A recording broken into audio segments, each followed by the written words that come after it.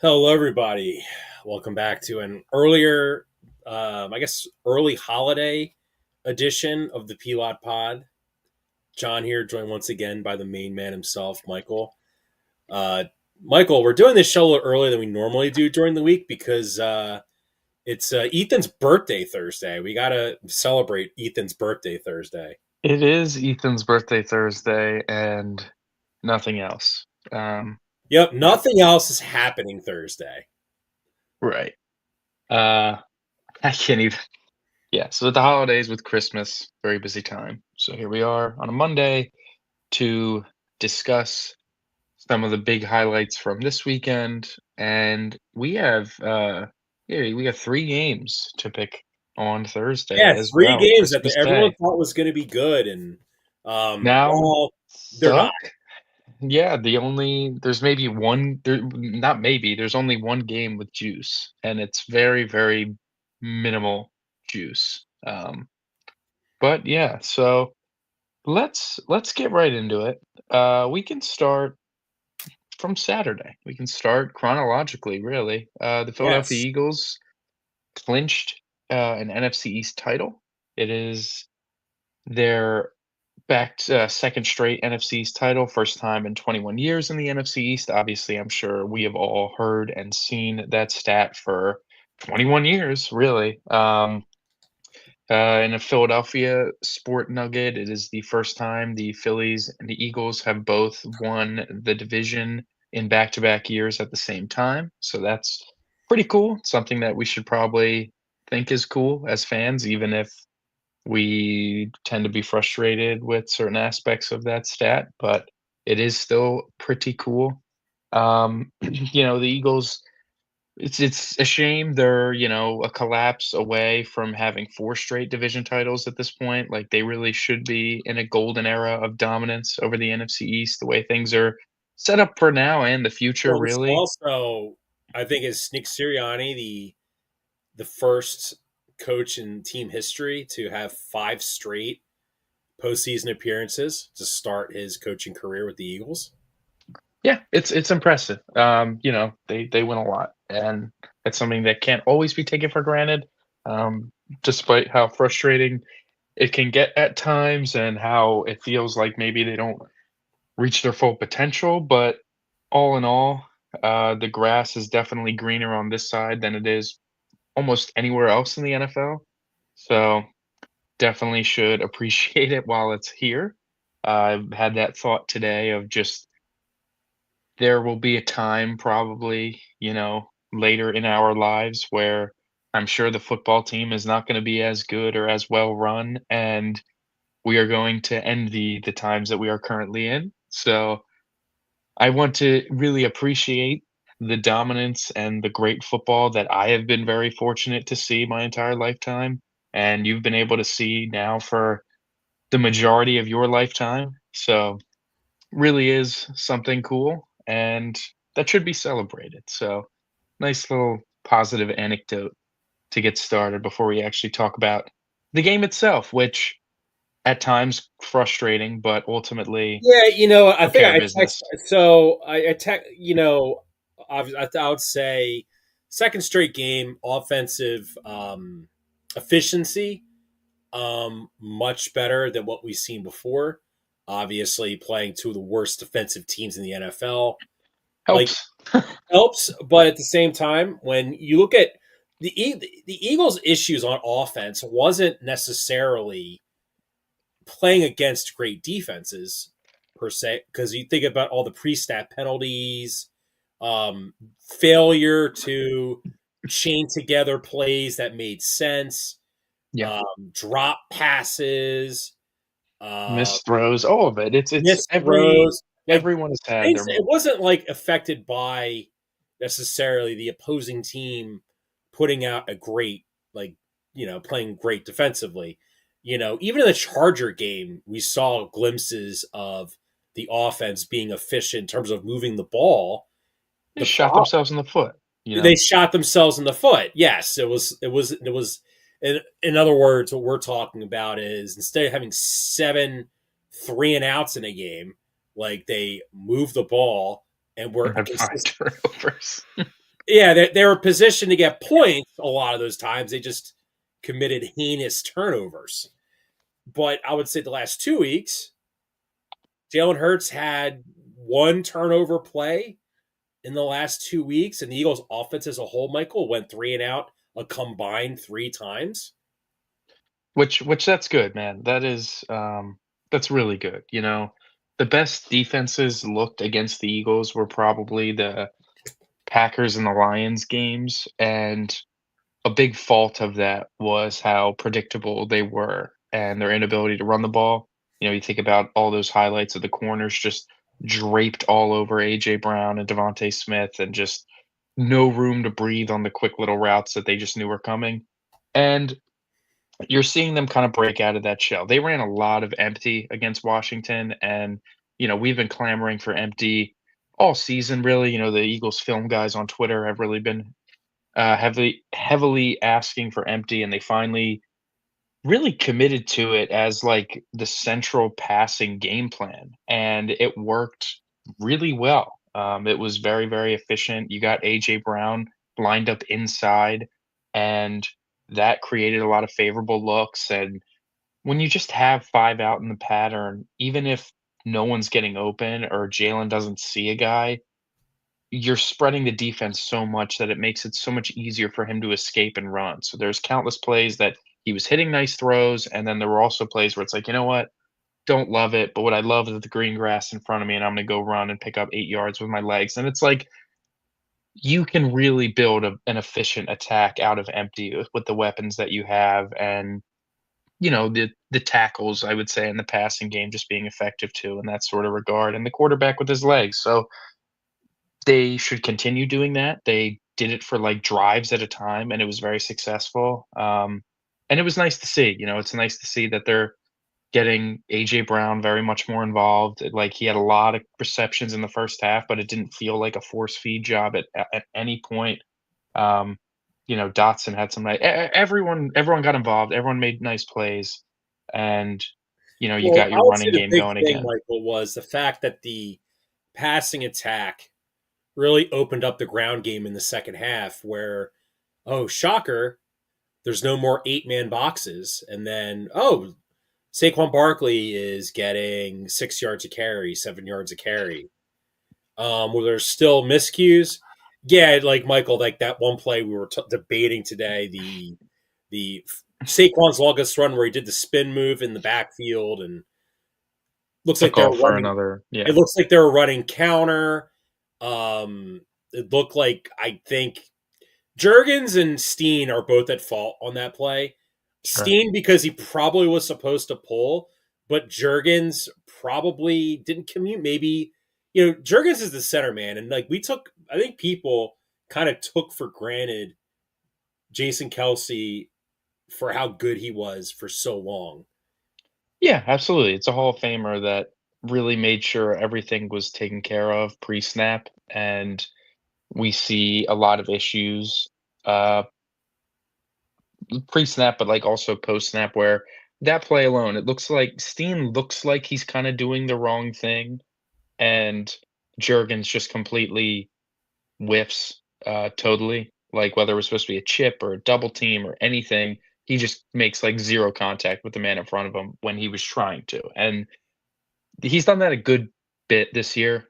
Clearly, the physical ailments are waning on him, and maybe he was Yeah, never yeah, but as great. Like it that's just not even a it's physical frustrating. issue. That's like either he because I don't know. You see, don't you see like all the time though when they're like pre-snap, Tyler Steen's always turning back to look at Jalen.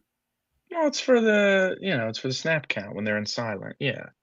And but it's always like so like do you kind of think though like maybe there was a miscommunication with on that play where like the way that Jurgens ran that play, he was not going after that D tackle in the A gap. That's where I thought it was. It was counter because Jalen's handing looks like he's going to hand it off to his left, and then we're going to go on the strong side, like on a stretch, which kind of explains why Steen went forward. right? Because they ran It because they just love it was some it was some sort of because they love running miscommunication. counter. They love running counter when they have when they have an extra lineman, but run it to the weak side. They've done that's the third week in a row that they've done that, and like we did it against the Raiders and got like an 8 or 9 yard gain 2 weeks ago. But on that play, it's sort of like what makes it more frustrating is that you run this damn play every week, which means you practice it. You have to practice it every week if you run it every week, at least once in a game. Ultimately, what would tank I think the biggest issue that would tank the team at this point and be, like, a big reason why they lose is the offensive line play, the inconsistency of it, the health of it, whatever you wanna call it. Um, if you go against the ferocious defensive line, it can really neutralize the run game and make you one-dimensional, and that just makes everyone's lives a little bit harder. But they're showing improvements. What did They you think really about? Did you need see Jalen? Someone like Devin Caney was like lip reading what he was saying on the sideline Well, when she they was on the sideline. She probably heard it, that Jalen just kinda preaching communication and keep fighting, classic good leader stuff. I don't make anything much of it.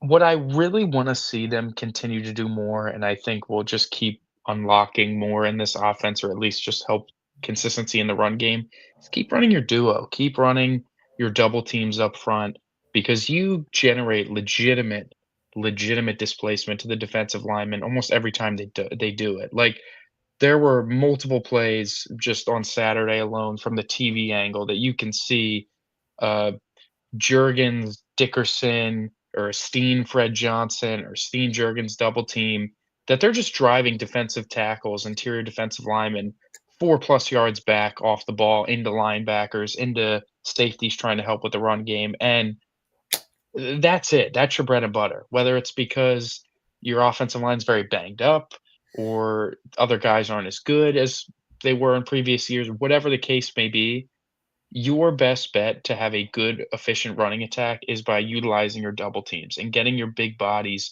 to just move mass out of the way so Saquon can go untouched for like 4 yards down the field and then make something happen because he hits the hole without having to make a guy miss 5 yards deep in the backfield. You know, it's how many times are we gonna be asking him if Jurgens whiffs or Steen misses an assignment to make a guy miss 5 yards in the backfield and then go break it for another 15, like, or even longer like he did against Washington, and that's just difficult. That's a very tough ask, and it's nice to see that they did run a lot more of their duo, and they had a lot more success running the football. So, hopefully that continues. It should continue this week against Buffalo, against another very piss poor run defense. Saquon really should go nuts.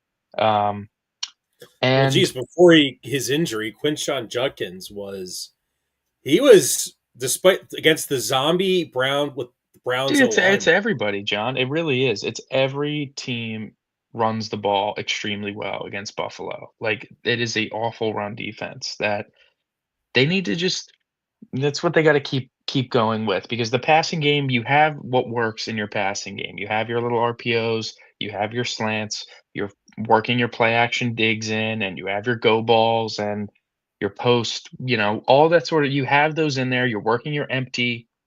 You just need to keep ironing out and making that run game clean, and I think your double teams are your way to do it, and I think they're gonna keep doing it. I really hope they do, because that is their best bet to go on a run here with the offense. As far as the defense goes, obviously, they didn't seem to be tested all that much.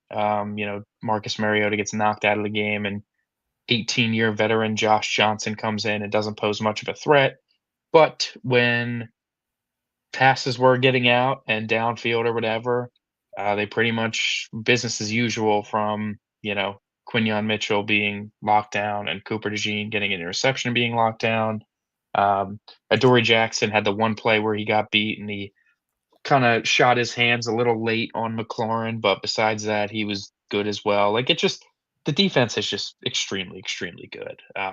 Brandon Graham's great inside and pass Yeah, I rush. think the It's final just score wonderful. kind of gives a false I was impression. gonna say, this is one of those games where it was similar to last year where, taking your foot off the gas a little bit, and obviously Elliott's missed field goals, which we'll talk about in a second. But you're a couple missed kicks and a garbage time touchdown away from this final score being 35-10 or 34-10.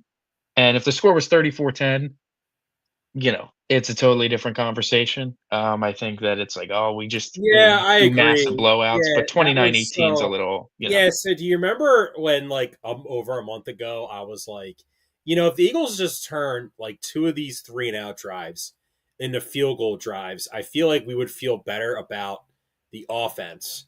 Where if we're winning games like 28-10 Mhm. or 31 like 13, and we're bitching about the, oh, we're not blowing teams out. Dude, if you win 28-10, that's kind of a blowout because Yeah, yeah. because that's almost that's three possessions. You've basically, the game was over middle of the third quarter, which this game was. This game was over in the middle of the third quarter. Mhm. We saw Tanner McKee. Tanner McKee, second straight week, he made an appearance. You know, Tank Bigsby got some nice closeout runs to end the game. Got his first Eagle touchdown. The Eagles were really trying to force that 2 weeks ago Mhm. against the Raiders, and they got stuffed at the goal line. That would have also made the Raider game look way worse on paper. But look, man, the Eagles aren't the Detroit Lions. They're not interested in running the score up and Well, making it look like making. What do you mean? Why are you going? they went for 2.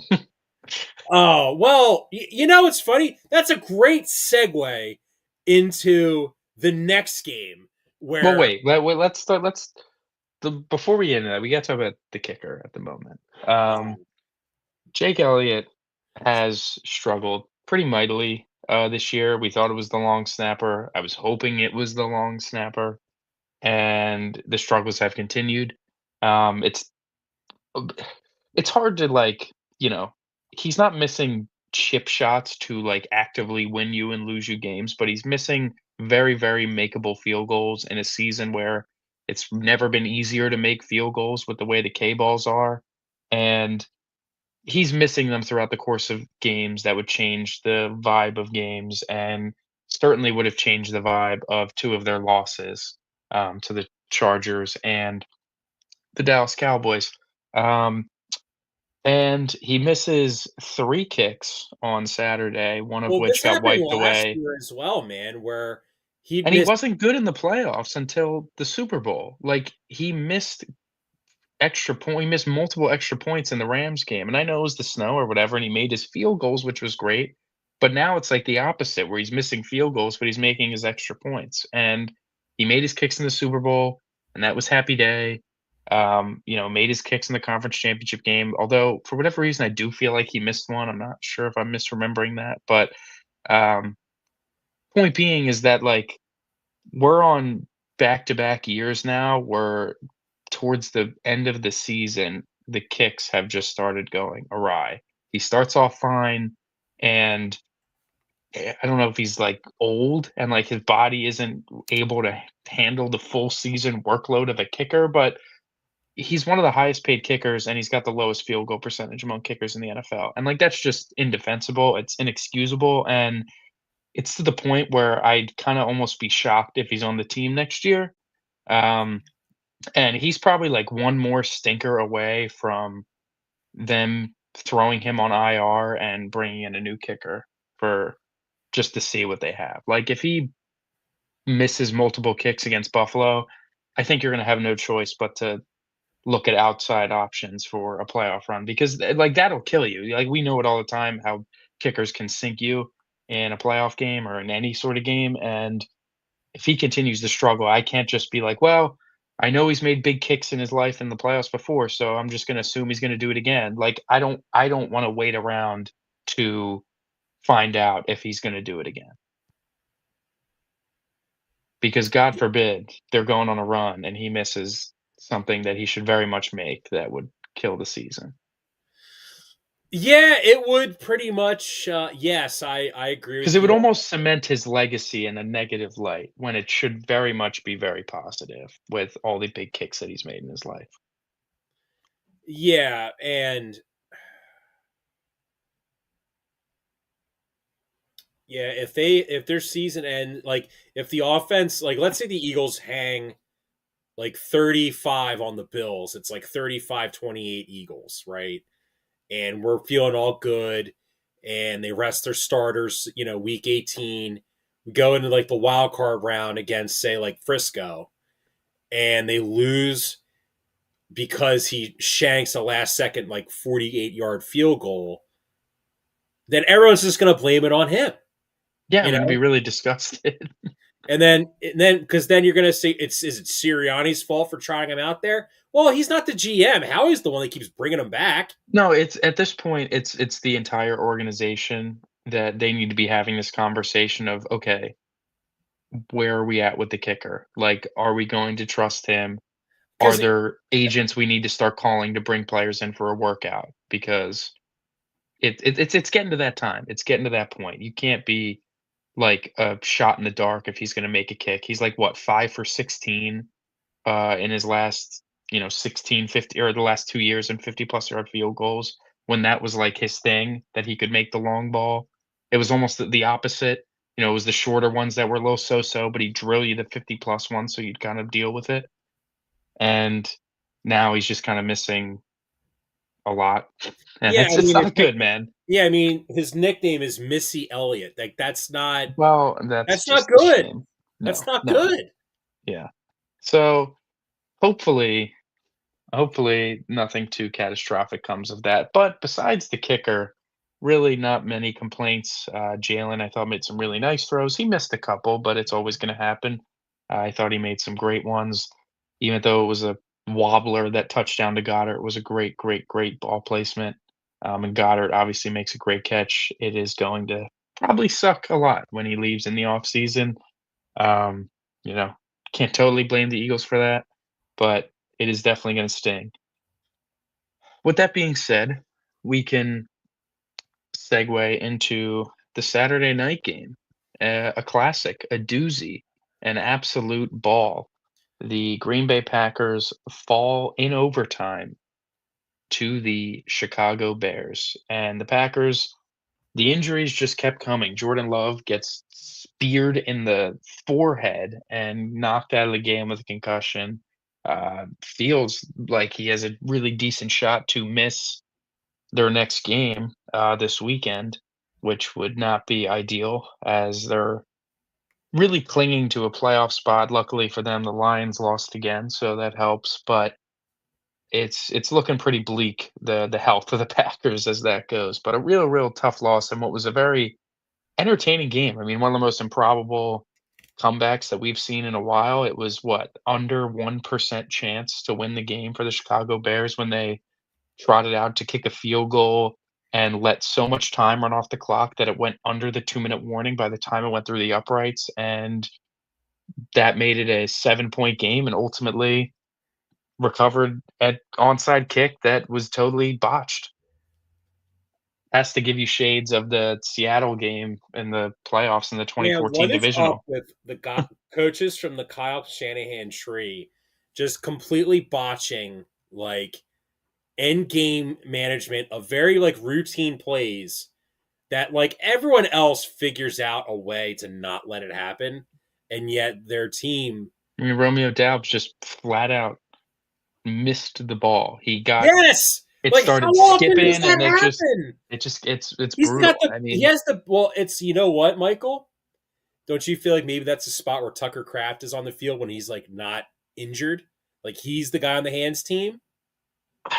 I mean, I'm you're not making an putting excuse. It's just it's sort of not. like, I mean, I can't even think that far into it. Like, you should be able to put Malik Willis out there, and he should be able to recover the well, ball. Like, it's no, it's like, just well, like it. if you remember in the Eagle game, the officials weren't set, so the Eagles almost botched their onside Well, recovery. I mean, they weren't going for it. They heard the whistle. Devonta Smith didn't even try. But it's like they got Devonta Smith and Goddard as their two big hands guys, and like I don't know. You just can't miss it. There's no you put a wide receiver out there, you got to catch the ball. It just doesn't matter. Like I can't kill Lafleur for that. Like that's just unfortunate. But the bigger story of this game is, well, one, shout out Malik Willis, very capable backup. Good for him. Seemed like he could have been someone that was out of the league and has turned himself into a viable backup, and especially with a skill set that varies so greatly. It's a little different than like Tyler Huntley, where his skill set is similar to that of Lamar's, so it plays well. Um, in just their normal scheme. But shout out Matt LaFleur that they have seemingly a whole page of the playbook dedicated to, okay, this is what we do if Malik Willis gets in. And it includes a lot more zone reads. It includes a lot more ways to threaten with his legs. And I'm sure not all teams have like that built into the playbook as much. And he's really built himself into a nice backup. So shout out Malik Willis. But the biggest story of this game is Caleb Williams making big time throws in big time spots, and he did it multiple times. You know, the drive after the onside kick to get them into position, and 4th and 4 fadeaway jumper in the corner of the end zone, where I thought that ball was going into the 3rd row off out of his hand, but then it lands perfectly where it needs to, tie the game, go to overtime, and obviously hit the big dagger to DJ Moore to win it after the turnover. So really, really big time stuff from Caleb Williams. Yeah, I thought, was very he looked very Josh-ish. Yeah, sure. Except I think he's just more like at this stage of his career is way more refined than Josh Allen. Yeah, Caleb Williams is going to be a problem in the NFC, I think, for an extremely long time. Yeah, him and Ben Johnson, they got a nice duo out there in Chicago. The future, I would say, is actually bright. Not this fraud brightness of Matt Nagy and Mitchell Trubisky or Matt Eberflus and Justin Field. Like none of that garbage. This is actual real football here. Yeah, I mean, Fugazi, Fields, Eberflus, like that's just a Fugazi combo. Ben Johnson was Ben from my experience, what I've seen since I started following football at a very young age. Ben Johnson, in terms of an OC, definitely one of the most hyped up, heralded OCs that I've seen like ever. Yeah. And Caleb Williams, one of the most hyped up quarterback prospects I've seen ever. Wow, Michael, what a shocker. Starting to gel a little bit, Wow, starting to shocker, gel. Michael. Two guys that are very talented. Now that they've worked together, worked out their issues, they're winning because we're in the beginning of the season. It felt like Ben Johnson was just pissed off so much at Caleb, where it was I mean, like, people forget those articles that were written in the off season where it was like Ben Johnson seemingly frustrated that Caleb's not grasping his scheme and not taking the simple things. And oh, Caleb's a diva, and Ben Johnson might not be the one to put up with it, and all this sort of stuff. And it's like, okay, let's and now what? Now what? Everyone's this is like a match made in heaven. Like, oh my god, well, yeah, I think So they're both very similar. I think at the early onset, because they're so similar, it's going to cause friction because such it's high like, believers in themselves, like they really trust what they put out there. So shout out the Bears, man. They got work to do. They do not have easy games to finish the year, that is for certain. But the way the Lions finished their game and the way that the Packers' health is boding, it looks like the Bears all but are gonna lock up the NFC North and put themselves in a very favorable position to perhaps win a couple playoff games and go on a run. So shout out them. The What do we want to talk about from Sunday? Because there was some slop. I guess we can just brush through everything and whatever deserves a fine-tuned comb can get it. Bills Browns. This was you were right all over this game with the spread and the game being close. It looked like the Bills were gonna start blowing them out. They started breaking it open, but the defense in Cleveland tightened up a little bit, and the Browns were able to move the ball a bit and really put this game in jeopardy. It felt like all they were trying to do was just run the ball, and a couple times it got stopped, and it looked like Cleveland had a they did have opportunities to go ahead, but Shador took one too many sacks, and it kinda drowned them. But Buffalo, I mean, there's not really much to take away from this game with them, I think. It was just a normal letdown victory where nothing really of Well, note I think the happened. Bills realized deep into this game, I think especially Josh Allen, that if he just doesn't turn it over, that Yeah. they're going to win. And like he had that really, really bad, like almost safety where he looked like he got hurt. I thought it was a safety because it's Uh, then they it showed was a different angle where it wasn't a he kept the safety. ball out. It was pretty much every part of his body except the football was across the into the end zone. So, very much like it's like the opposite of, when you're going in, it's like, "Oh, and he got the ball across for a touchdown." And this was like everything's in the end zone except the football. So, I've never seen that before. you don't really ever, honestly. Like you just because stuff like that just does not happen. So, And you look at the final score, man, a safety would have really helped the Browns. They would have mhm, really helped them mhm. out. Yeah. And then because the Browns at the end of the first half, Michael, my goodness, dude. First off, I'm sick of this Kevin Stefanski like defense where everyone it's like, Oh, oh, man. the Browns blow, but like Stefanski's a good coach. We've been saying this for like 3 years in a row. I'm done. I'm fed up, dude. Like Mhm. like Alright. end of the first half, long snapper, horrible snap. I'm gonna believe in The long snapper worm burned the ball. yeah. I'm gonna believe in Stefanski still. No. Listen, I'm gonna hold out for when he gets fired, if when, and he goes somewhere else that maybe is a little more functional, and we'll see then. We'll regroup in however long that takes If to revisit Stefanski our. was more enthusiastic about Shador, like that's where it kills me. It's like, oh, I don't want to coach Shador. It is strange, and I don't know, that whole everything about that organization just has a bit of a stench to it, I'll say. Chargers Cowboys. Man, can we eat some crap on this game right here. No, well, no, sharp people were saying, oh, the Cowboys are going to win. Like every Listen, and we conceivable, we can eat it with them. Like there's just nothing about it. The Cowboys. This was like Michael, it's they such a suck.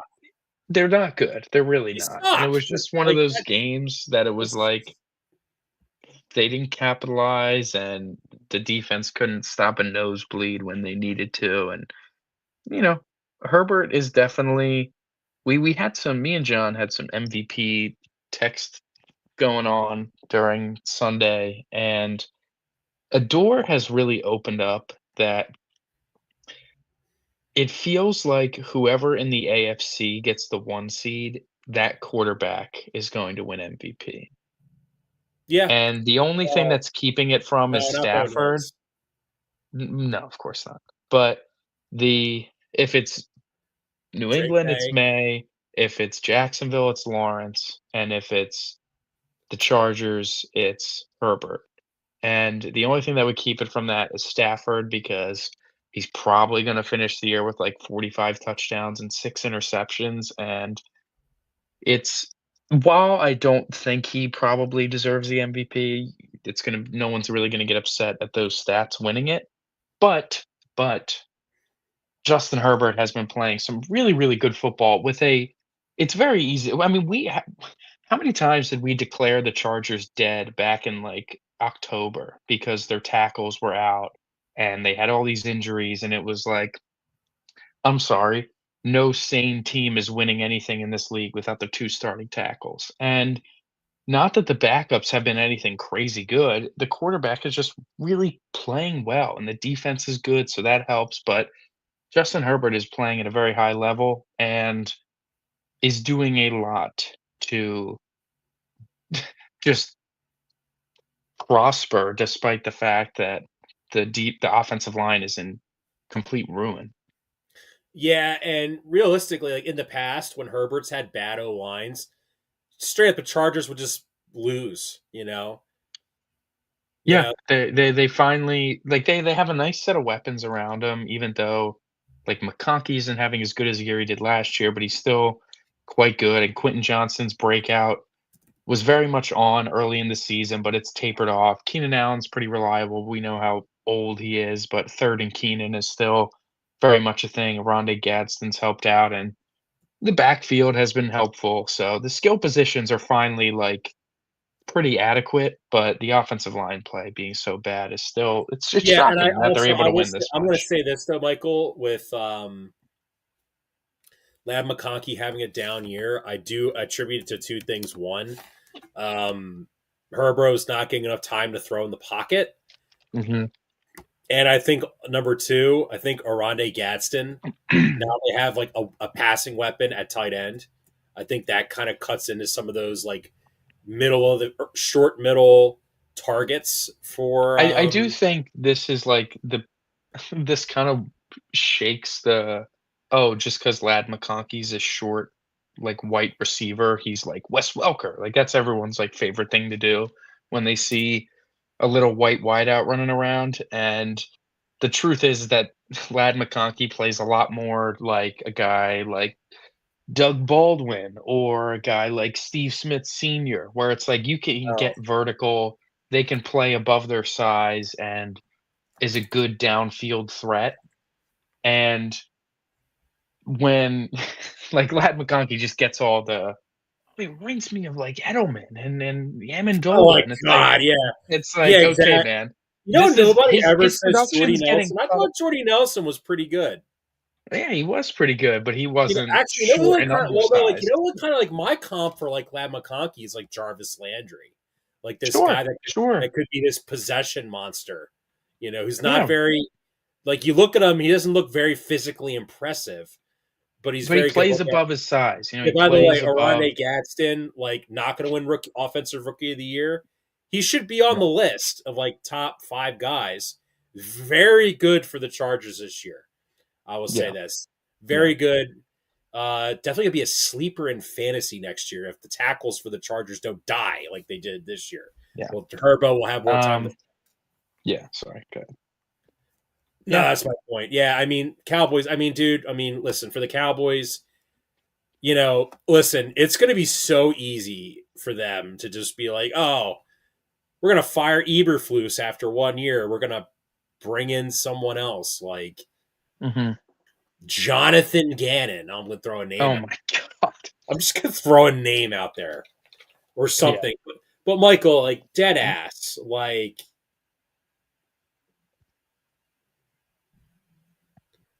their offense just does not. 17 points. Like they've been very anemic on offense the last couple weeks. I think a big part of it is the WIP people are saying, well, the Eagles are forcing the ball to AJ Brown. That's why the offense is struggling. I actually kind of think part of the reason the Cowboys offense is struggling a little bit is that they're forcing the ball to CD Lamb and they're not really getting Pickens as involved.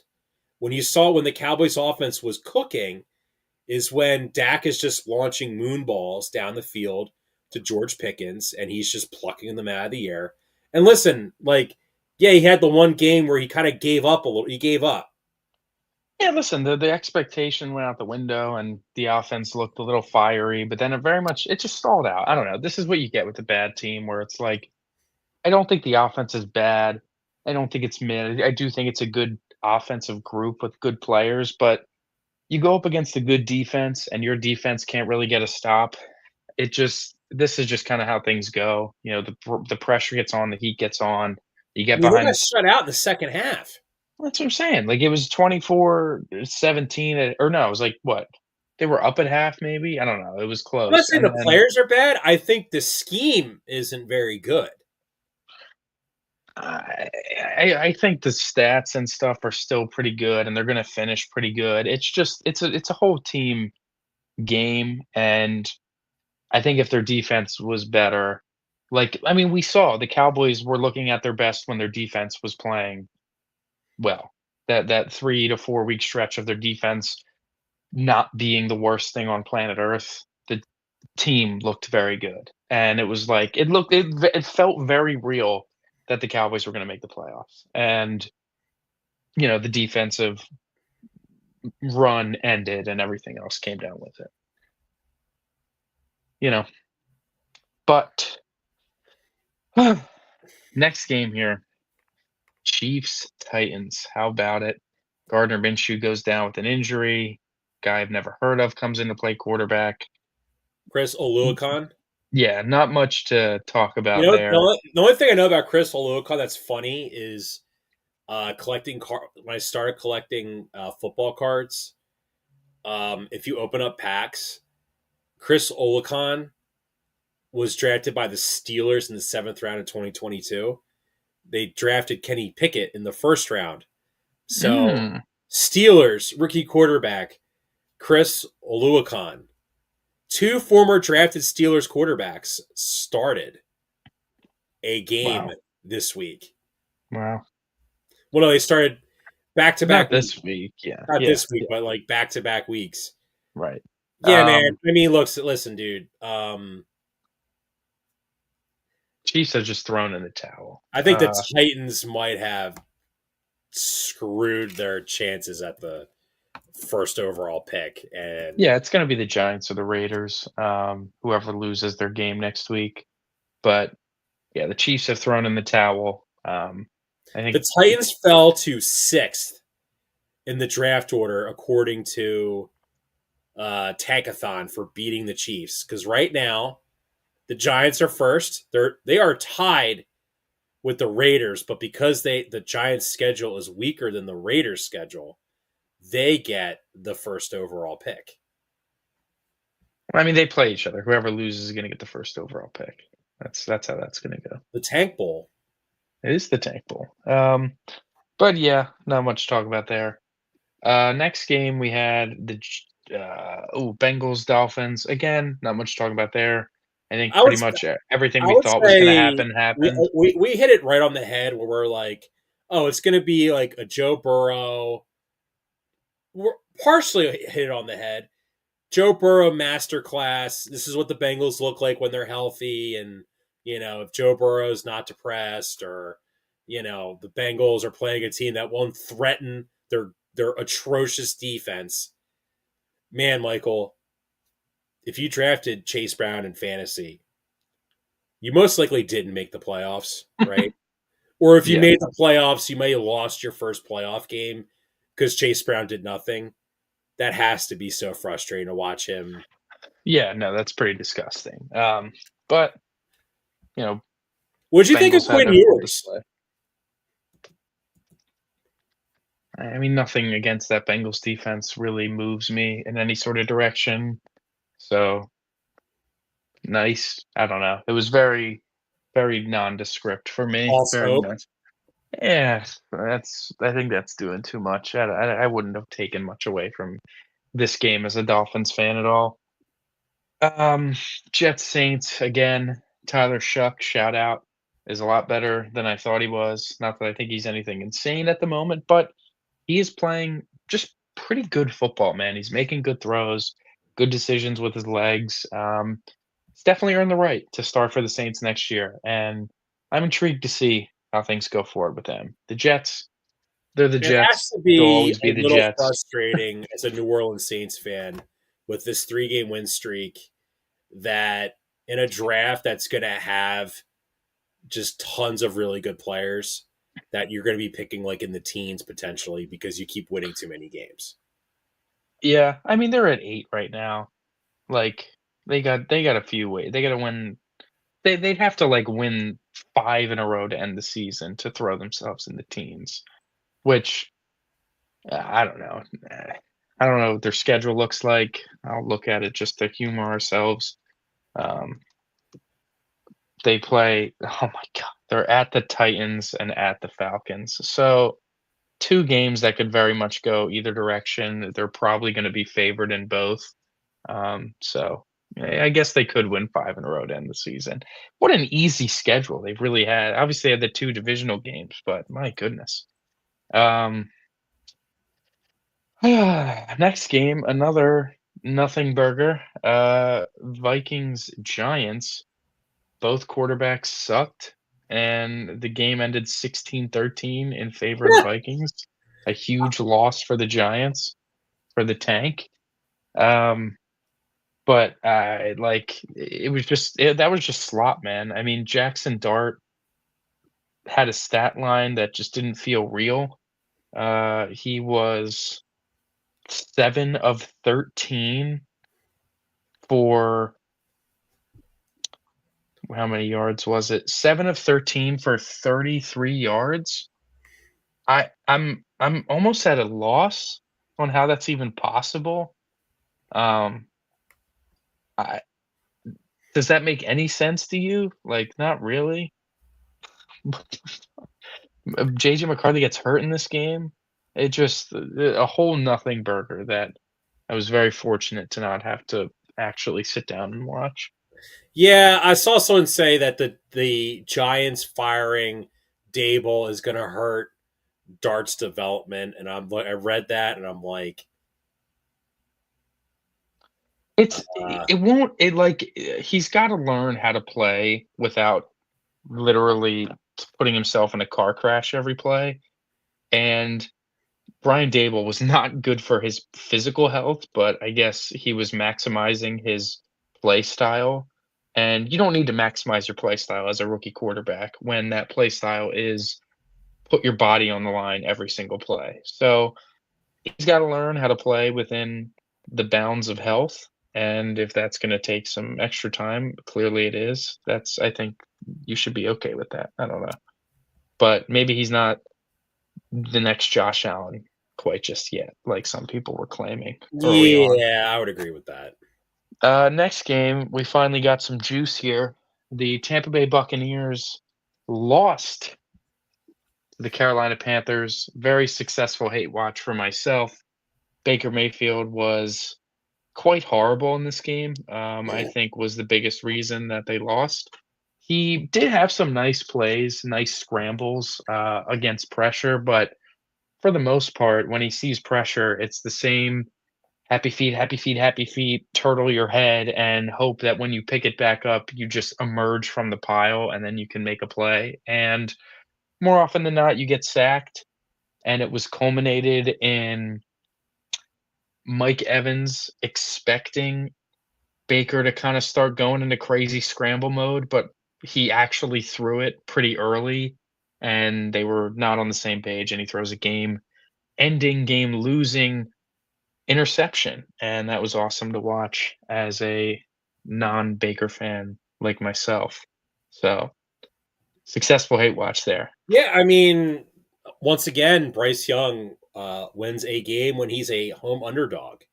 Making big plays, man. Like, he has tremendously better pocket presence than Baker Mayfield, and I think that showed as Todd Bowles was just blitzing the ever living hell like he always does, but Bryce stayed in there and He made some big tries throws. to get home when you want to Yeah, blitz I all the think the time. biggest play of the game or the biggest sequence in the game, I'll say, is on 3rd down, I think it was, at the very end of the first half. The Panthers were in, like, makeable, not chip shot, but not bomb field goal range. They were you know what? Let me pull up the exact yard line to tell you where they were. They were at the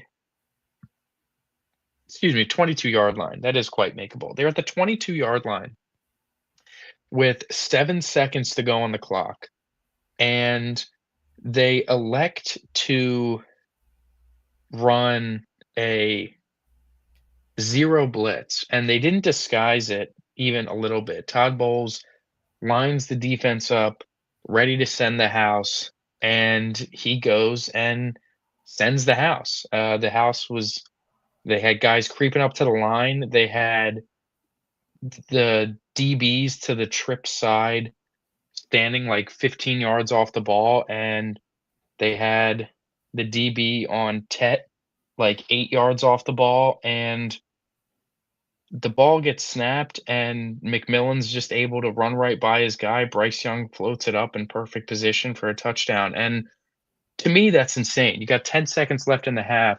The Panthers have 0 timeouts on 2nd down. You have all 3 timeouts, so you hadn't been using them on this drive, and what is the benefit here from sending the blitz? You hope to get a sack, and, like, any normal sack on that play, sure, it ends the half because they have no timeouts, but I don't know, man. Were you really gonna get a sack? What do you think Dave Canales was telling Bryce Young on that play? Get the ball out. If you don't have the touchdown to Tet McMillan, just throw it out of bounds. You cannot take a sack you cannot complete a pass over the middle. You can't take a sack. This needs to be a touchdown or a throwaway, nothing else. And they send the blitz. He stands in there and drops a dime for a touchdown. And that was a humongous swing in the game. That's a 4-point swing there at least. The kicker's still got to make the kick. So very questionable defensive play calling that I think really turned the tide in the favor for the Panthers at the end of the first half, and then ultimately, Bryce Young made more plays than Baker Mayfield down the stretch, and that led to the win for the Panthers. Yeah, I mean, listen, I've been on the Bryce Young train for like a year and a half now. I think, Mhm, I don't think he's at the spot where Caleb is, obviously, mhm. but he's kind of getting a lot closer than I think people really realize. Bryce Young's a huge reason why they're in the position they're in, Michael. I mean, you can't.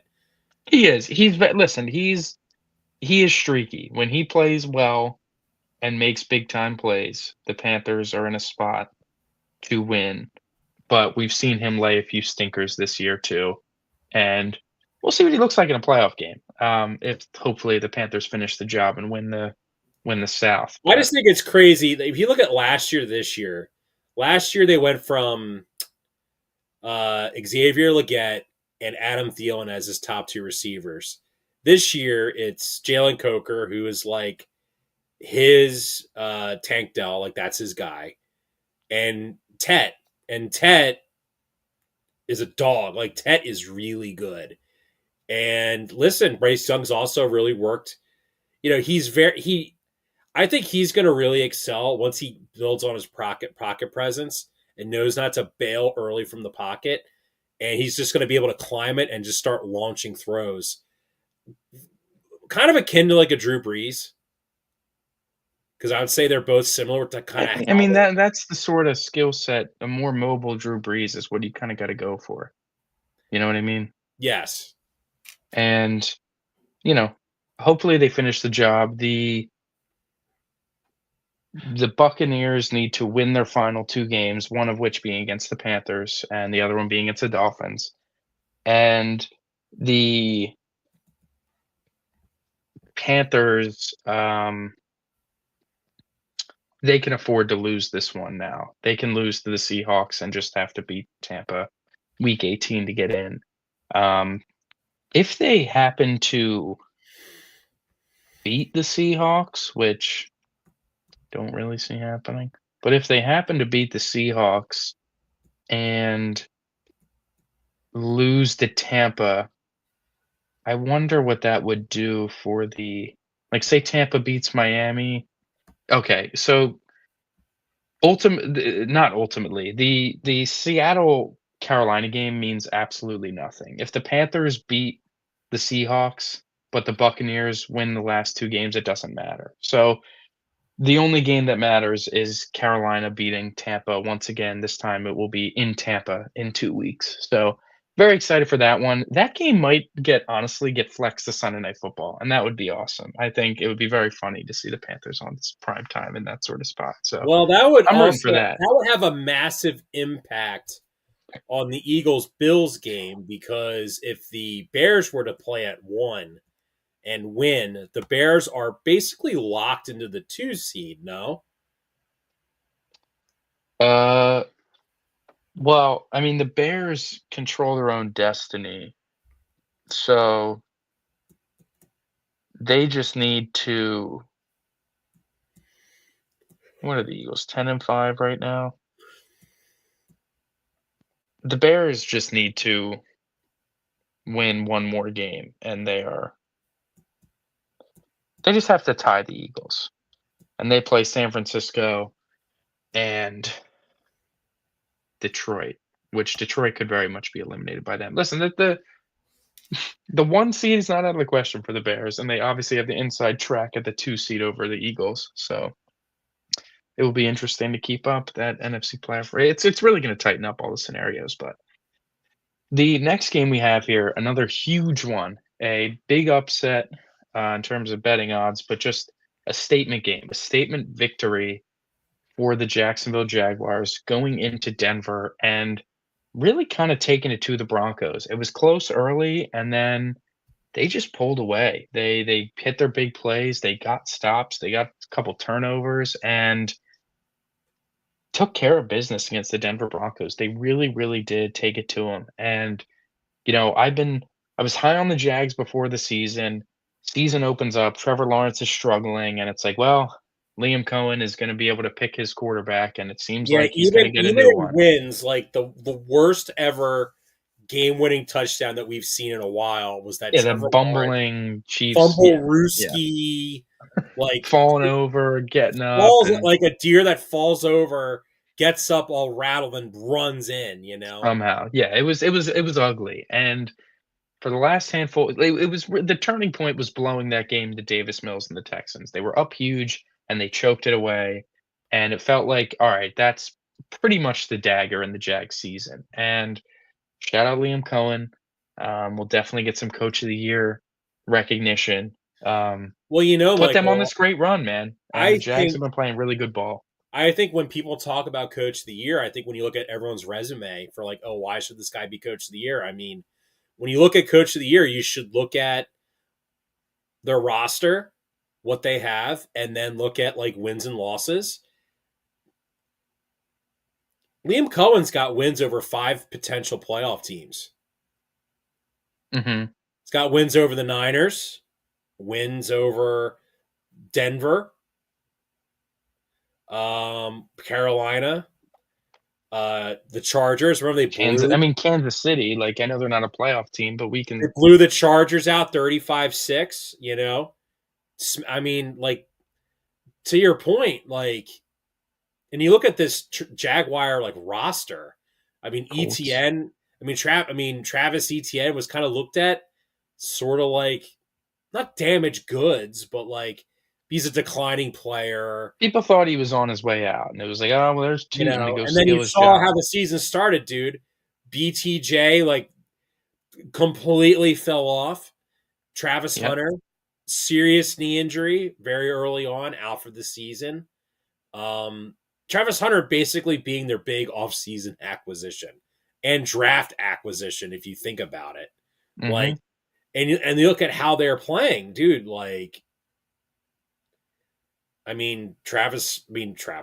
Trevor Lawrence Trevor Lawrence looks like the guy that was picked first, who should have been picked first overall in 2021. That quote unquote generational quarterback, because that's how he's playing right now. And he, the MVP race is so wide open. Like if you threw him out there, like maybe he should be like a top finish, like fifth. You know? Hmm. Yeah, I mean, he hasn't thrown an interception in a month, and he's got 11, which is not nothing. But he had the 3 interception game against the Cardinals in one of the ugliest wins ever. And since then, he's got 12 touchdowns, 0 interceptions, and they haven't lost since that Texans game. I mean, they're on quite a run, and they got tough games ahead of them against Houston and against. Or wait, excuse me, that's the Chargers. They do play. They do play the. um, Who did they finish the season against? They go at Indianapolis and home against the Titans. So two very winnable games that if the Jags win out, they need one loss from Denver, one loss from New England, and one loss from the Chargers. And granted, That is asking a lot sometimes. You know, you need help from 3 different teams, but they can very much do their part to put themselves in a position to get the 1 seed, and that'd be amazing, crazy good turnaround for the Jags. So, shout at them, and then looking at Denver, this was kind of another successful, like, hate watch for myself. Bo Nix had a lot of stats, but I didn't think played all that great, uh, anyways, and the defense, showed some cracks in the armor. They couldn't get stops in the red zone and force field goals. Um, that was probably the biggest turning point, plus some turnovers from Bo. But yeah, the AFC top seeds is going to be a pretty tight race with the Patriots winning and now the Broncos dropping a game. So everyone is very much piled at the top there. You got 4 teams that have a really good shot to get the 1 seed and, like, the Texans as, like, an outside shout where it's not impossible either, so, yeah, Yeah. Next game, slop. surprised. I was surprised. You know, I thought it was gonna be a better game, to be honest with you, and it wasn't. well, shout out Kyle Pitts and Bijan Robinson for making great fantasy contributions in this game for me. Mhm. Michael, I have this weird feeling that a lot my fantasy championship will be decided next Monday when the Falcons play the Rams on Monday Night Football. I think Oh, that game will be a high scoring game. I think that's gonna. I think that's what you want to happen. I think you'd love to see Bijan running all over the place, like, if Kenneth Walker can do it, Oh, why come on, can't man! Bijan? Bijan in prime time on ESPN, the Manning Cast. Come on, man. Now listen, that'll be Even though it's going to be disgusting, is that everyone's going to talk about Kirk like, oh my god, Kirk like didn't poop himself in this game against the Cardinals. By the way, man, how bad was Josh Sweat's injury? As because he had to be helped off the field. I didn't see. Yeah, he was. Yeah,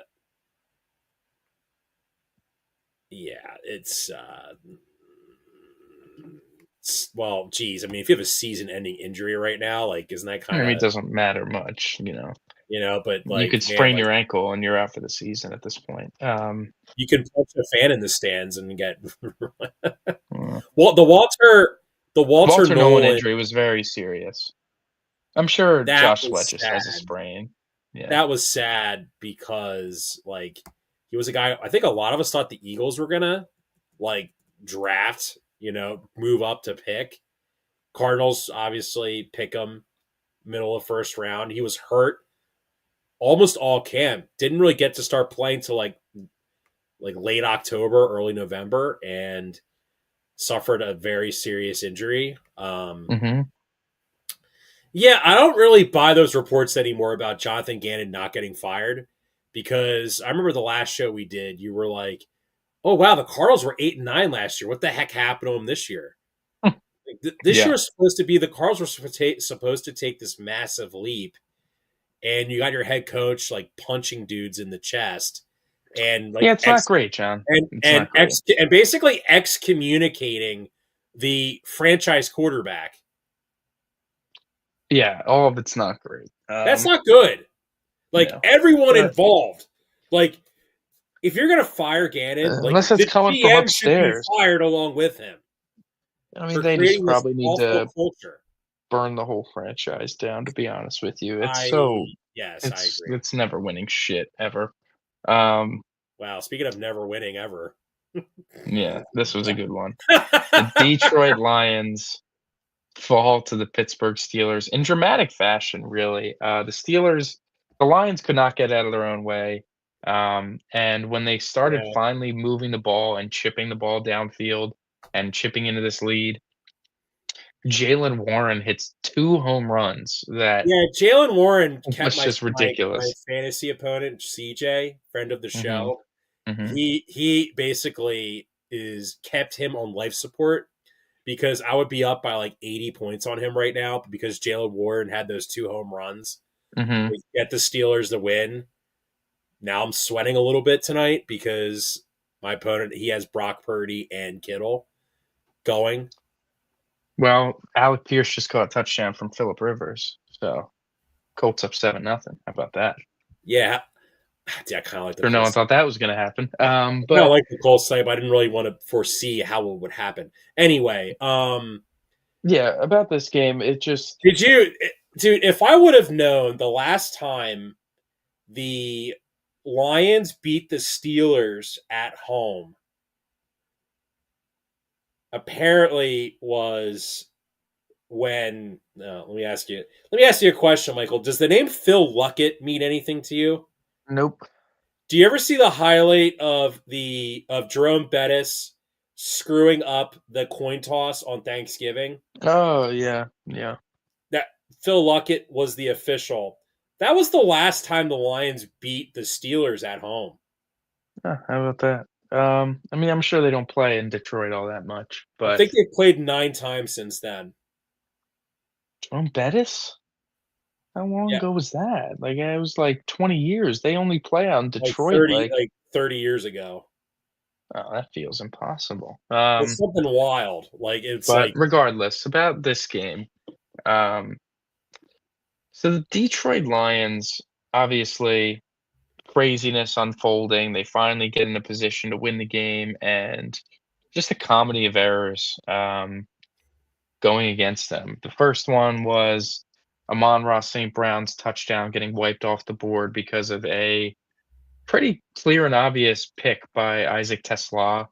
And what's so frustrating about that one, and if I was a Lions fan, I'd be so pissed at this, is was it because necessary? it was not even needed for the sake of the play. Like, if you see where he made contact with the Steelers defensive back, he was so far away from St. Brown that it really was just so pointless. Like, get out of the way, do literally anything except what he did, and you win the game. And okay, so you take that penalty, it sucks. And then Isaac Tesla doubles down on effing the whole game up by just straight up dropping the game winning touchdown. I know it's a tough catch, but it's what he's been doing all season. It hit him in both of his hands and Well, when was you're known like, as the guy that makes the circus catches and you can't you make that need to make the like difficult catches that aren't like impossible. in And crunch time, not like, yeah, no, oh, he we're up drops it. by 28 points and I'm making this freak circus catch. Right. So he drops the game-winning touchdown,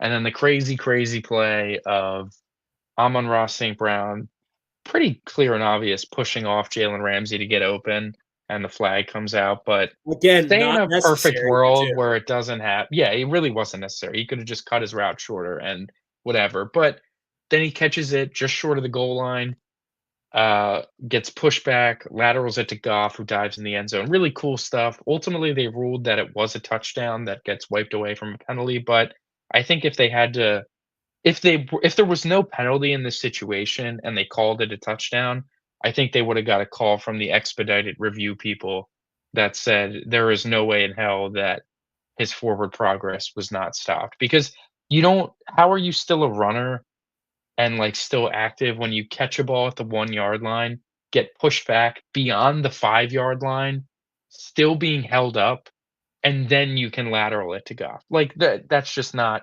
forward progress. That is like pretty hard the definition of it being stopped. Heady play, I guess, regardless, but Amon Ra like kind of sucked throughout that game. Multiple drops. He's been dropping balls for weeks now. Anyways, the real like issue with the Lions, I texted you this morning, or whenever I did. The what is that? Oh, that's the amount of rushing yards they had against the Steelers yesterday. It's not good, 15. man. So 15. the Lions in there, Jahmyr Gibbs has been held under 4 yards a carry 9 times this season. 9 times? 9 times. 9 times. 9 times has been Yeah, held well, he had under 2 rushing yards yesterday. per carry. No, he had What? 2 rushing yards. What? 7 carries, 2 yards. Are you serious? Holy hell. Okay. I didn't even know it was that bad. That's ridiculous. So Amon-Ra St. Brown, Amon-Ra St. Brown, Jahmyr Gibbs has been held under 4 yards a carry 9 times this season. The Lions in those games are 2-7. You stop Jahmyr Gibbs running the football, you're going to probably beat the Lions. Those 2 wins, you might ask, against the Baltimore Ravens and the Dallas Cowboys. And you might ask, well, how did they win the game? And then you look over to his counterpart, David Montgomery, who in the Baltimore Ravens game had 14 carries for 151 Yeah, yards, he pretty and much shredded that awful in Ravens the Dallas defense. Cowboys game had 6 carries for 60 yards. Not a ton, but he had some, if you Yeah, but remember, remember had that some was the big runs game in that where his disabled sister was going to be watching his first NFL game on Thursday Bengals night. game. Wasn't it the Bengals game? Because he's from Cincinnati Oh shoot! or from Ohio. Yeah, no, it wasn't that I thought game. they panned to her in the Cowboy game. He Anyway, was probably there, but, like, regardless, the Lions, the offensive line drain, especially in the interior, did a lot to sink their ceiling because while Jared Goff, like, did end up playing well in this game, by the when way, you're Jared asking Goff, 34 of 54, 364, only had a QBR of 49.5. Michael, that's kind of fun. That's kind of bizarre. from yeah. So when you like Jared Goff can play well. I thought he made some nice throws in this game. Clearly put the ball in opportunities for it to be won at the end as well. Um, however, we know what Jared Goff is, and on a game by game basis, if you're asking him to throw the shit out of the ball a bunch as your only source of offense, I just don't think the cards are going to come your are going to land your way um, enough, like more often than it's not. And this is the prime example, man. Jahmyr Gibbs is a hell of a player. He's clearly extremely dynamic. Um, has some crazy massive games this year, but when he is held within the bounds of like a bad running attack and the defensive line is really generating a lot of and this is without, TJ Watt, like great run defender, probably the best edge run defender in the NFL. Um, when he is shut down, the Lions offense does not get going. Like it makes the play action not as good because you don't even run the play action as much because you're not running the ball effectively. So teams aren't even worrying about it. And Goff can get you in a straight drop back game, but you can generate some pressure against Jared Goff. We know how poorly that ends up for the Lions. So I don't think that it's like it's all over for Detroit and, they'll never be able to figure it out with this core or anything, but they are in some serious need for interior offensive lineman reinforcements to create a more consistent rushing attack. I mean, Jahmyr Gibbs can never have a game with 2 rushing yards, period. He needs to be heavily involved and heavily effective on the ground if the Lions actually want to, achieve their ultimate goals at this point. And they weren't able to do that. And ultimately, all but cost them their season. They need some help from Green Bay. The Lions need to win out, and Green Bay needs to lose out, I think, and that'll be enough to get the Lions in. But that's a tall task at I'm this sure point. old man Rogers was just reveling in the fact that he's like, I just beat the Detroit Lions one final time. Absolutely. He's certainly reveling in that fact. Um, Michael, dude, I have a hard time hate watching the Steelers because, man, I loved Kenny Gainwell when he was here. hmm Shout out Kenny Gainwell for being one of the most underrated off-season pickups this year, man. Because if you have Kenneth Gainwell in fantasy right now, if you picked him up, like you're probably in your championship game. Yeah, he's been awesome, man. He's really been a big part of the Steelers' offensive engine at this point. He's a great receiver out of the backfield. We know had that miraculous circus catch for a touchdown in the Lions game, and has had like over 115 or 120 total yards in the last like 6 games. Truly has been a force. And one of Rodgers, Rodgers, we know this dates back to Green Bay.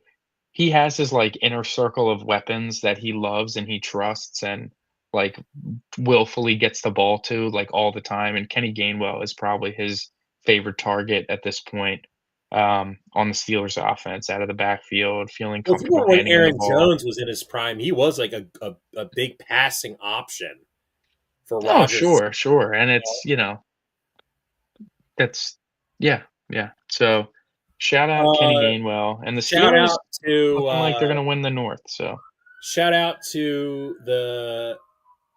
DK Metcalf for well, getting to take the next 2 weeks off. He is suspended the next two games, and yeah, that's just I I, don't know. I don't know what happened. I don't know what I allegedly choose to believe. the guy claims that he called DK Metcalf by his real name. I find that very hard to believe. Not that he called him by his real name, but But that's like all that he was it. said. And like Metcalf I said he's had issues with that fan before. So I don't know. what? Yeah, he said he's had issues with that fan before and he's told like Seahawks personnel and other NFL personnel about this guy. And so I don't know. Seems weird. I'm not gonna Does seem extremely speculate weird. too much on it because I don't know. But this takes us to there's not much to talk about in Houston. Vegas, another classic, like the Bills letdown win, where all you really do is just got to get out of there with a victory. Doesn't really matter how it looks. Yeah, that's pretty much the extent of it. Ashton Genty was the leading rusher and the leading receiver in this game, so he finally flashed a nice big shot in the pan, and it just shows that, like, he was good enough and is good enough to play in the NFL. The Raiders are just terrible, but Houston gets another win. That's all that really matters for them. They play the Chargers and um, the Colts to end the season. So that will be very, Definitely felt very like your interesting to classic follow. trap game yesterday, but you kept texting me. You must have said the word bailout more than the Trump administration Yeah. in your texts, especially with the Eagles. But Oh, dude, every game had a ridiculous bailout, dude. It was the unbelievable. Texans got bailed out in that third and long play Yeah.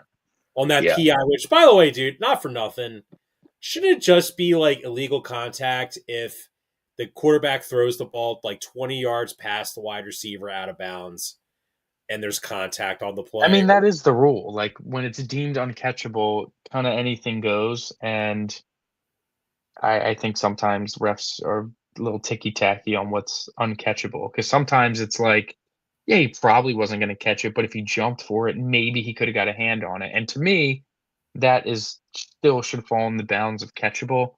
But when a ball is, like, so far away, you can't call, like, pass interference. It would have to be, like, illegal contact or defensive hold or something.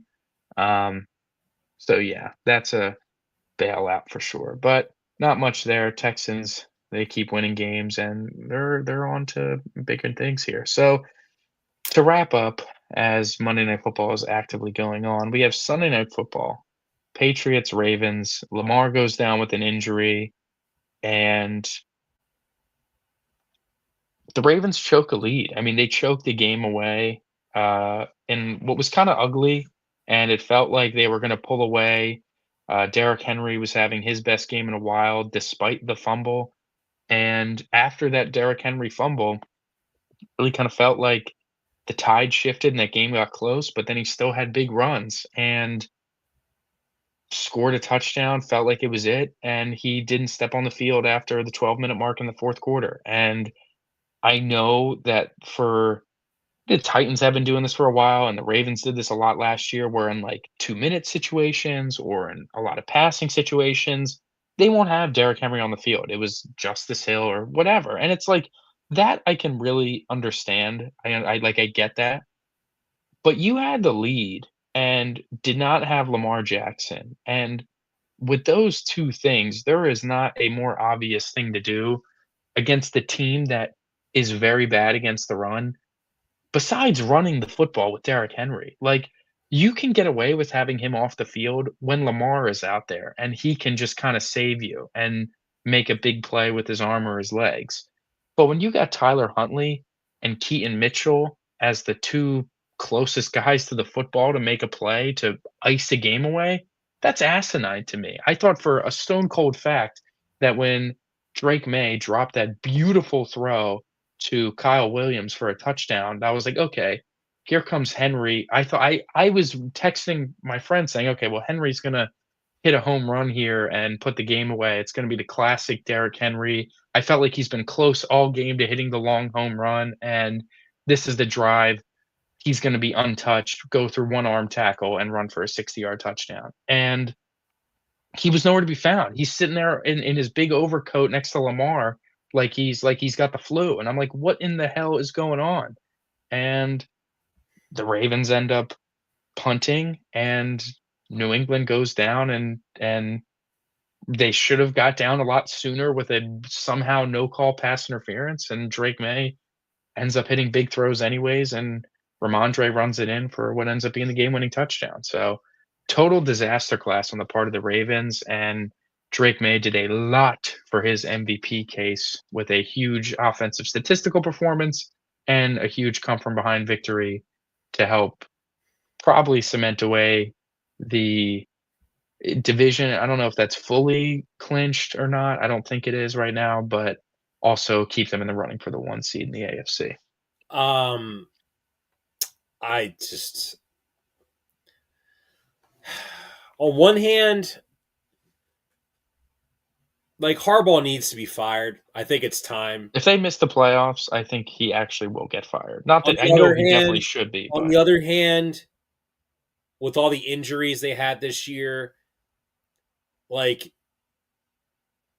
looking at this by like a year to year basis, like LaFleur's not going to get fired because of all the injuries that he dealt with. But the Packers are in a much better position than the Ravens are in right now. yeah, Uh, this has been all year for Baltimore. I mean, missing like your MVP quarterback for multiple weeks, him not being healthy for virtually all season. Uh, I this is mean, this just started Sunday Night Football to open up the season against Baltimore, like or against Buffalo, excuse me. This all started very early in the season.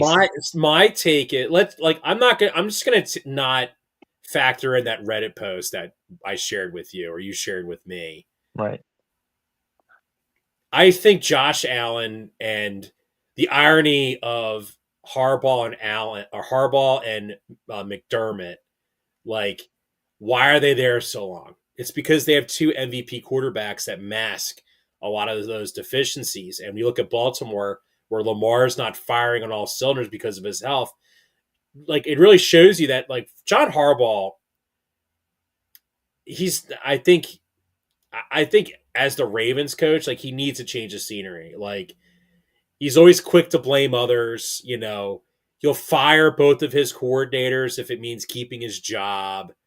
That makes it hard to attract good coaches, Michael, because, this guy will literally throw you under the bus if it means saving his own skin. Mhm.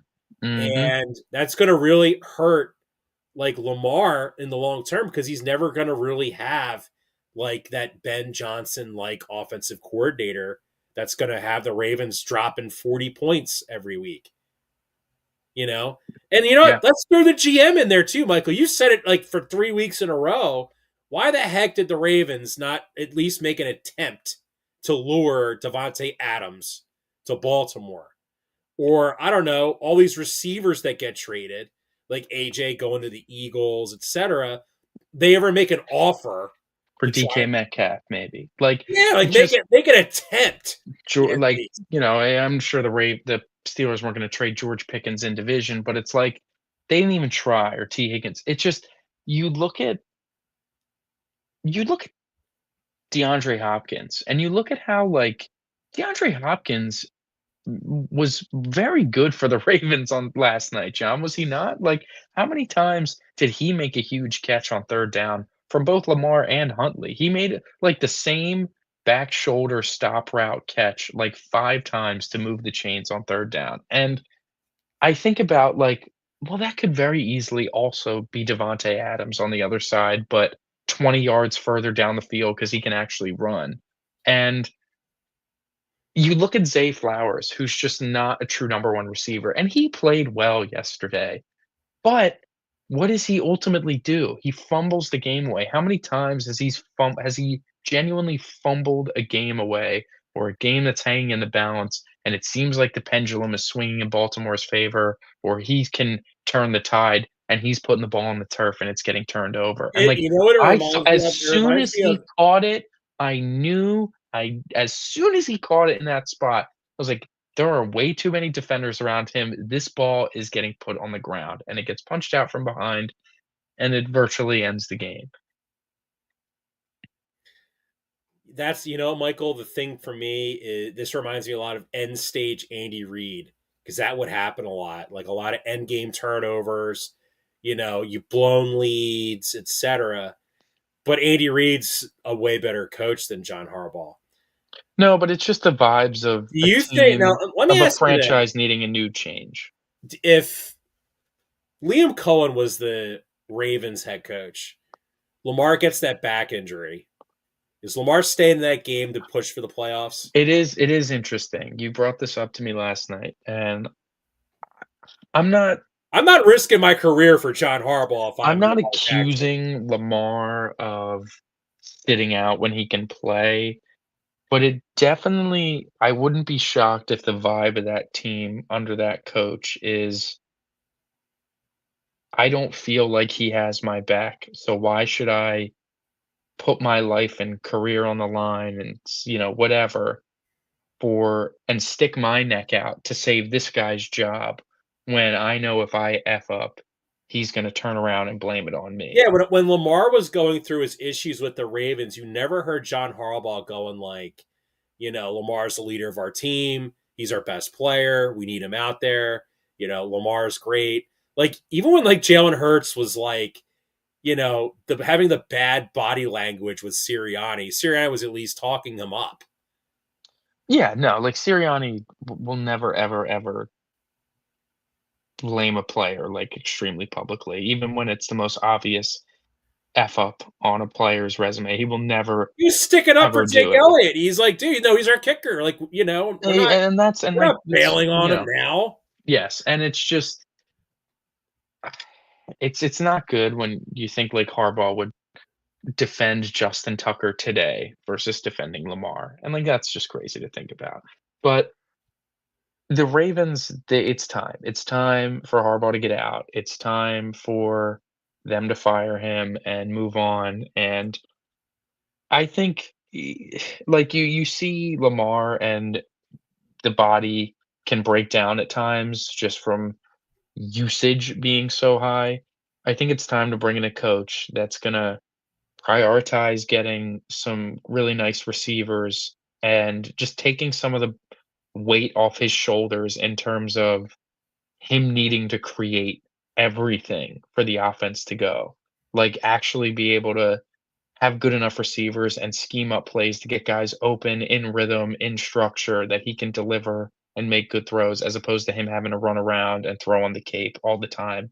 And I know it works. It really we've seen it work to such high degrees with that team, but when his body isn't keeping up with him, you see that that play style is just not effective, and it's what it's been all year when he's played. He's trying to do it, and every little thing seems to be going wrong. The throw might be a little off. The throw gets dropped. It gets deflected by a receiver who thinks it's going for him, but it's actually going to someone else.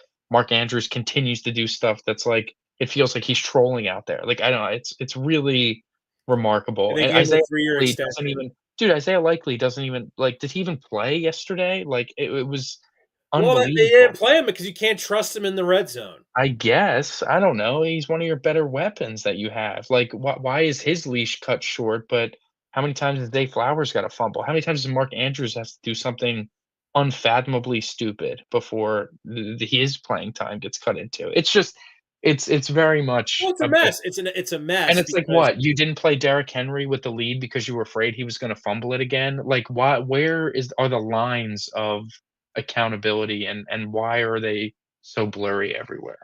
well, look, the That's the Ravens are problem. what's called like a selective accountability culture.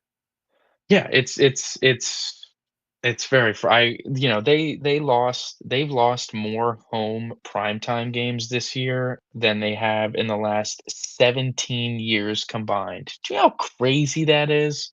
It's almost 2 decades of football, of good Ravens football. They're good all the time, so they do have a lot of home primetime games, and they've lost more this year than they have in almost 2 decades. That's absurd. Um but that's it for the recap. As it currently stands, the San Francisco 49ers, they went down 7-0, and before the first quarter's end, they have thrown 2 touchdowns, one to Demarcus Robinson and then one Oh, to we're in for Christian McCaffrey. So 14-7 Niners, well, guess who is dude, what in whoa. Philip Rivers, 9 of 13. 121 yards, man. What's going on, man? What is going on? I don't know. That's a good question. And Listen, Philip Rivers just needed a week to knock the rust off because he's, hasn't hasn't walked into an NFL facility it's in a little more than rust, like dude. You need, like, to repolish the entire machine. Maybe you don't. you need Maybe some you like don't. Billy Mays endorsed infomercial product to knock off whatever grime Philip Rivers had on his joints. Yeah. So, we have, um, we have some Christmas games to pick. We have 3 games on Yeah, Christmas. NFL is probably really mad about how this played out. Yeah, no, it turned into And stench for sure. Thanksgiving. And Thanksgiving. Um, well, we had Lions Packers. We can't I think the slander that. NFL royally screwed We up. had Chiefs Cowboys. Oh, no, we can't. That's unfair. Give them Thanksgiving. It was good. Thanksgiving was fine. Yeah, it was. Um Give them that. But this one, yeesh. First game up, 1 o'clock. Forgot this was the 1 o'clock game. Thought this was the 4 o'clock game the whole time. The Dallas Cowboys are in Washington to take on the Commanders. Who knows if Mariota's playing or if it's Josh Johnson? I don't know. Give Cole's Cowboys, Ernie the Cowboys fan, Road to Six, all these loser Twitter Cowboys guys. Like, this is their Super Bowl because they're going to put up. I'm taking the Cowboys. You want to know why I'm taking the Cowboys, Michael? Because the Commanders are packing it in. Because Dan Quinn, down 2 possessions at midfield, punting with 6 minutes to go, and then having the gall to act like some sort of bouncer at the end of the game, walking on the field when players are shaking hands, being like, "Well, I was just basically saying he was on the field, so if there was another fight, he could He can go in, break it up. he Yeah. could break it up." Yeah, he is a Yeah. I loser. mean, he's always been a He's a loser. loser. He should Kyle Shanahan caught a lot of that flack for blowing that 28-3 lead. Somehow Dan Quinn's avoided a lot of that criticism, which makes no sense to me Yeah. Yeah. because he's No, the for head sure. coach. So The he's defensive ultimately head coach that responsible. blew the 25-point lead. Listen, Like, listen, Dan Quinn is going to get fired after this year. I don't think he And he's is. going to go run back to the Cowboys to be their defensive coordinator again. That's your prediction. That's my But I'm with prediction. you on taking Dallas. This Washington team is just really a shell. I don't know if it matters. You're either getting like a beaten and battered Marcus Mariota or Josh Johnson, and I don't think those options are that great at quarterback. Maybe whoever the quarterback is just throws some nukes up to Terry, but besides that, I don't view them having a good probability of moving the ball. And Dallas feels like they're just gonna start throwing the ball all over the place on Christmas. The league's telling them, listen, we got to have Dak throwing Listen, everything up to we CD need and at least and 5 go Pickens. balls to Pickens. Yeah, and see, yeah. We need Pickens jumping into the Salvation Army bucket to Do they justify. have one in Washington? This team's not in Dallas. Oh, Shocker. it's in Washington. Oh, you're correct. Yeah, yeah. But we need yeah. go balls to those two, make it happen. So give me Dallas with you. Thursday midday, Fraud Bowl. the yeah, the Detroit Lions, the team that never loses two in a row, coming off their second straight loss, go to play. Is it nine The in the corpse of Aaron Minnesota Vikings? Rodgers and Kenny Gainwell and Jalen Warren snap that Who's stupid stat. who's who's the quarterback for the Vikings this week? Well, if Nine's hand, by the way, when I refer to him to my friends as Nine, they all giggle. I mean, We listen, call man, him it's Nine. nine. That's what he He's wants a to be called. That's what I call him. Nine. he's a right hand injury, and he did not practice today. He's not playing. It's going So to be Brosmer. I'm gonna say I'm older than 9. How about that? I'm starting to get to that age, and that's Wow. that's Good for discouraging. you. Yeah. I can't.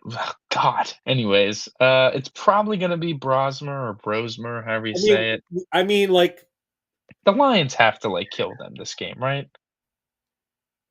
I They already agree. I'm lost to the taking. Vikings once. I think we forget that. There's no way they're losing to the Vikings twice. I agree. The Vikings are like. Season over. This has like Amon-Ra 2 touchdowns and like doing these crazy celebrations written all over it where it's like, all right, dude. Like this is the loser bowl and the loser look good bowl for the Lions because Dan Campbell in the spirit of the game is gonna fight till the very end. I mean, I So mean, I give me mean, Detroit I minus mean. Do you 6. think Brian Flores is going to cook up like all these radical schemes? I mean, to like make Jared Goff look stupid and they can't run the ball again. I mean, I don't know. Probably not. I I don't think the Vikings have anything on offense I to have keep this up. feeling that Kevin O'Connell, Go like, ahead, take the Vikings. no, behind the scenes, he's kind of an a hole, and I think he's rubbing some of his players the wrong way. Like, I just feels his speculatory, love but of Nine would annoy me if I was a Vikings well, player. His yeah, obsession with Nine, I'd be like, sure. thanks. This is why I'm not going to play off football this year. I'm taking the Lions. This reeks of Dan Campbell gonna run the score up. Oh my God! Look at the point differential the Lions have this year. Hmm. But Yeah, yeah. yeah, So Christmas night, yeah. tucking us in, Oh boy, the Denver Broncos are man! laying When is the last time the 12 Denver and a half. Broncos laid 12 and a half points to the Kansas City I mean, Chiefs when was the last time the Chiefs have been double-digit underdogs at home in Arrowhead in a as game they're not resting starters? the finalized deal to send the Chiefs out of Missouri to Kansas against all fans' wishes and in Oh the yeah, hands of billionaire greed? What are the Chiefs gonna do with Olodokun? Is that how you say it? What? How do you Ludicon. Oludokun? What are they gonna do minus 12 and a half point underdogs? You know what I want to do. Michael the Broncos coming off a loss. Do you ever see an animal with like rabies, like frothing at the mouth, I've never seen it in person, thankfully. like on a nature show? Yeah, sure, That's Sean sure. Payton with this game. You know for a You talk fact about a he would sore runner-upper. love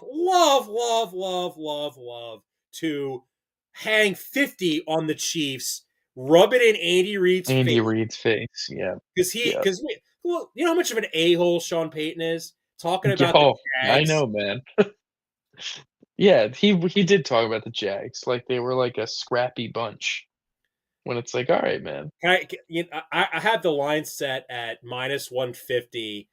He mouths something off to Travis Kelce as he walks off the field to just, be like, I'm gonna, oh, yeah, like, hey, like, say, like, am I invited to the wedding or something like Something. that? To So just kick up. Basically, Sean Payne is known for, if he has a chance to kick someone while they're down, he will curb stomp you. Like, he will take full so advantage. you're taking the Broncos here. I am taking the You know what's crazy? I'm taking 3 road teams, but like honestly, Dude, I'm looking at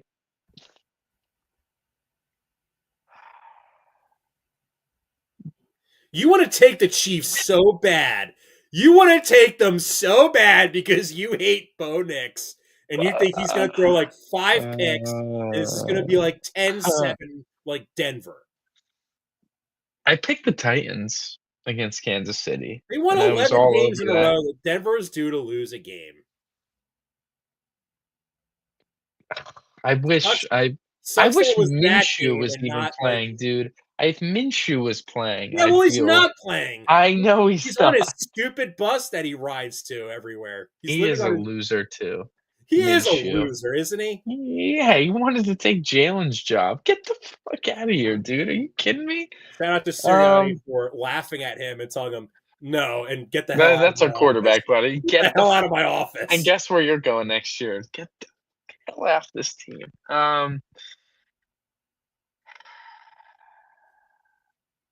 Just taking all three favorites and just going with it. Is that really what we're doing? I Probably, man. You know what? I'm rooting against the NFL. I'm rooting for 3 slop bowls, 3 ugly games, 3 games that people turn off before the first half is over. That's what I'm rooting for. So, Broncos minus 12.5 it is. Give me Denver right there with you. 3 road teams, 3 big favorites, 3 teams that cities start with a D. How about that, John? What a weird Christmas coincidence this is turning out to be. 14-14 Colts, by the way. Yeah, Philip is cooking right now. This So, feels like the year of ancient washed up QBs having like the one game where you're like, man, like I'm playing Xbox 360, drinking some Mountain Dew Code Red, watching Philip Rivers dice up, code red 40. dicing up. You know, I agree. Like, dude, I just think that. Donovan could be less of it. But anyways, Wait, sorry. what? Hey, Donovan McNabb's just like on the Eagles offense. Don't expect fireworks. This team's built to lean on the defense and take advantage of short field position to keep winning games. It's like, okay, Donovan, I get it. But you can be a little more supportive. You don't have to be salty like everyone else. What's bizarre is like of all like the former Eagles QBs that were supportive of Jalen, he was like the least supportive. Like Michael Vick, Randall Vic's Cunningham, a big supporter. Randall's a huge supporter. And Carson, while I think has a lot of internal issues with how things ended here, I Nick's think a huge supporter. is a respecter of Jalen. I think Nick or I think Carson can respect. I But think yeah, Donovan's. Donovan. I think Donovan's frustrated that Jalen's first 5 years and Donovan's first 5 years are very similar in terms of wins and losses, with the exception of one guy has a Super Bowl ring and the other guy doesn't. Well, uh, we don't need to dig into the bag of Eagles lore. And I like Donovan. I don't dislike Donovan. I know we are I'm just Donovan. saying, like, I I mean, wish I saw more of Donovan's prime as a if as a you watch, person. like, dude, go I fire up, caught I like, caught his late prime. dude, go That fire up, '08 like, on. Eagles Packers in 2004, where he's throwing, like, straight up laser beams at, Yeah, like, it's a effing Scrubs and to T.O. like Like, it's to just like To and Bum, like basically like man, To and Pinky Bums and throwing yeah, like yeah, Greg Lewis, like he's throwing like it's very Josh Allen-ish. Like he just throws like rockets yeah. at guys. But anyways, that is our show, ladies and gentlemen. We will catch you this weekend to discuss the events of tonight and of Christmas and pick a handful more games. We'll see if anything else of note happens worth talking about. But thank you and enjoy the holiday season. You too. Shout out to Ethan. Merry happy birthday. Happy early birthday, Ethan. We are part of the Fired Up Sports Network of shows. Please check out other Fired Up Sports Network podcasts like the P-Lot Pod, Water Cooler Talk, Bell Smashers, Philly Sports Love and Pain, Drunk on Broad, Beer Battered Sports, and the Fired Up Sports Show, which are available on all major podcasting hosting sites and social media. Also, check out Mark Ramos' Roundup on firedupsports.com, which breaks down the happenings going on with all your favorite local teams.